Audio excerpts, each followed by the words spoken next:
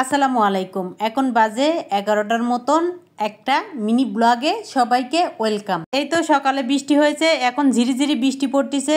আর তাকে রিক্সায় উঠাই দিয়ে আমি একটু আসলাম বাসায়। আর বাসায় আসার পরে এখানে দুইটা ড্রাগন ফল নিয়েছি, আর ড্রাগন ফল দুটো কেটে নিব।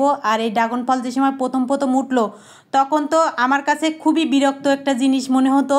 তারপরে এখন খেতে খেতে খুবই ভালো লাগে ড্রাগন ফল খেতে। তাই এখানে আমি দুইটা ড্রাগন ফল কেটে এই তো ছেলেকে একটু খাওয়াই দিলাম, আর আমি খেয়ে নিলাম। তারপরে দুপুরবেলায় আপনার ভাইয়া এই যে দেখেন কি করছে, তাকে কিন্তু ইলিশ মাছ খেতে একদম ডাক্তারে না করছে। তাই কিনা দুইটা ইলিশ মাছ তাকে গিফট করেছে, আর সে বাসায় নিয়ে আসলো। আর গিফটের জিনিস তো আর ফালানো যায় না, তাই এই তো নিয়ে আসলো। আর আমি এই তো সুন্দর মতন ধুই, তারপরে একটা পলিথিনের ভিতর করি একটা একটা রেখে দিব। এভাবে ফ্রিজি পলিথিনের ভিতরে মাছ রাখলে স্বাদ গন্ধ সবই ঠিক থাকে। এই তো আমি সুন্দর মতন কিন্তু দুইটা পলিথিনই পেঁচাই নিয়েছি, দুইটা ইলিশ মাছ।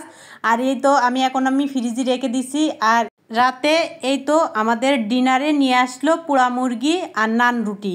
আসলে আমার ছেলে কিন্তু অনেক পছন্দ করে, যেই সময়ই সে মাদ্রাসার থেকে ছুটি পেলে বাসায় আসে তাকে একবার হলে এই পোড়া মুরগি আর নান রুটি খাওয়ানো লাগে।